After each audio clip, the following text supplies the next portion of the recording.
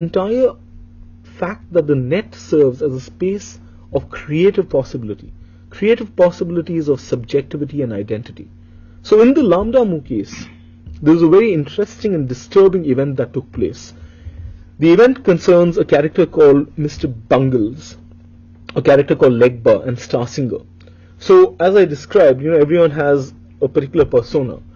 And Mr. Bungles basically was somewhat of a hacker who hacked into the code of Legba and Starsinger and controlled their characters.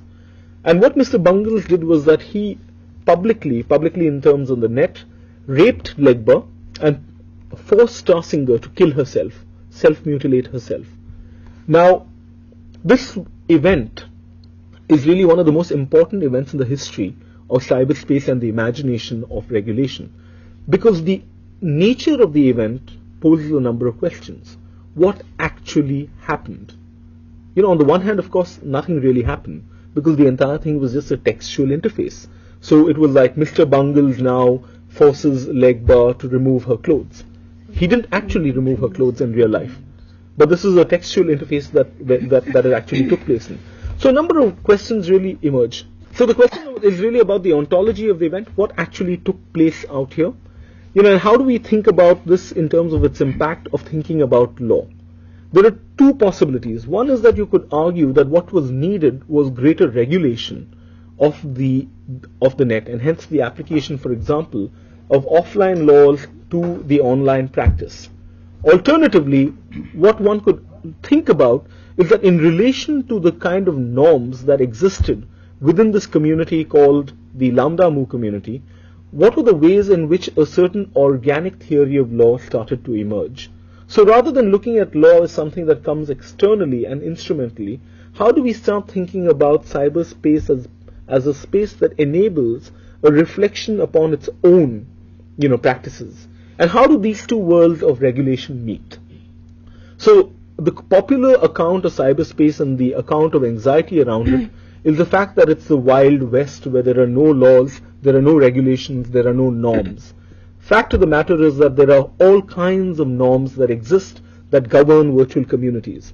And the challenge of thinking about cyber laws is not to think about laws that exist in the offline space and how they are applicable to the cyber community, but how they dialogue and have a conversation with alternative notions of norms, ideas of law and legality that may already exist in virtual communities. And I think that when we are thinking about the future agenda of what we can think of as cyber laws, the research question really lies in thinking about a plurality of norms, a plurality of jurisprudence, where there is a production of ideas of legality which are beyond those that are imagined by, let's say, a state legal system. Lawrence, you have raised a number of critical concerns and how the dominant conception of the state of regulation and control, which leads to which is a reality existing in India.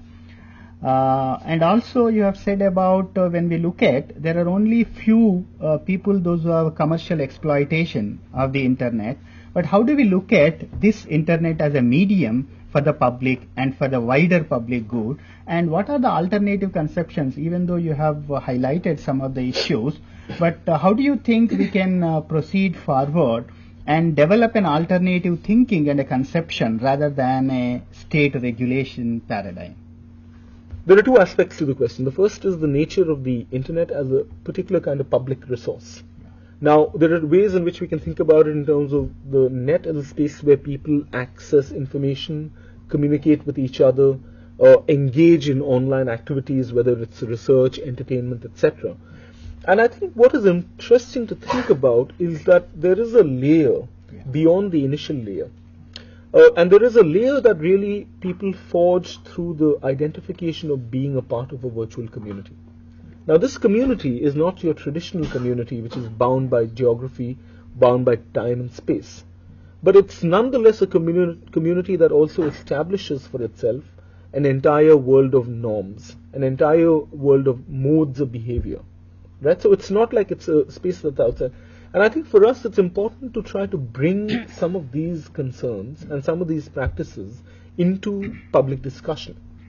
Because the dominant discussion really has been about the idea that there are no norms and no laws, and that it's all about an anarchic freedom in which all kinds of dangerous things, child pornography, cyber stalking, etc., right? So I think it's important to keep in mind this balance between the white and the black. There are a whole range of gray areas which we need to theorize, intellectually think through, and also try to see how they can inform the imagination of law and not just the other way around. You discussed in your lecture about the concerns of the society, the state, and the individual privacy, basically in relation to regulation of cyberspace. Basically, what is the need for regulation of cyberspace? But one question is, which I think you should throw some light on that basically there are two types of regulations we can say. How we can regulate the cyberspace. Like one way is self-regulation, which and then other is state regulation. Sure. So basically, in this today, more importance or more emphasis is on how a self-regulation scheme or methodology. So can you throw some light on this aspect? Sure. I'll take this from a practical example. If you take YouTube, YouTube is a space that allows for the sharing of videos across the world. There are various kind of questions or issues that may emerge from YouTube, including, for example, the circulation of obscene material, the violation of someone's privacy, etc. But the fact of the matter is that if you look at YouTube, YouTube has over a period of time evolved a system where the users themselves tag material. You have an opportunity, for example, of tagging material as being inappropriate, or you have an opportunity of tagging material as being culturally insensitive, etc. Right? Now, when you're talking about millions and millions of videos, it becomes almost impossible for the state to actually play the role of the watchdog all the time. And it's important then to think about ways in which people are able to regulate themselves. And this is where I think the two worlds have to talk to each other. What the law presumes is that there is no form of regulation apart from itself, and that there is no imagination of ethical ordering of the ways that people relate to each other apart from the one that's morally sanctioned by the law. And I think that the net has conclusively challenged this, because if you take new forms of knowledge production, Wikipedia, the greatest encyclopedia in the world, collaboratively produced, it shows that when people collaborate and come together, it's not just to destruct things, it's not just to hatch plans of terrorism. It's also about new forms of relating to each other. And I think that the jurisprudential challenge for us is that when they get together to imagine new forms of regulating conduct, are there better laws that emerge from that process than the ones which you don't have a say in? We the people of India never signed the Constitution. So if we were given a chance, would we be writing something slightly different? We had an interesting discussion on the regulating cyberspace, and a number of concerns have been raised by Lawrence Liang. And it's a high time there's a concerted discussion and dialogue needs to be initiated in India to look at and to formulate the alternative conceptions for safeguarding the rights of the citizens, and not to be just confined to the state conception of the regulatory and surveillance policy mechanisms.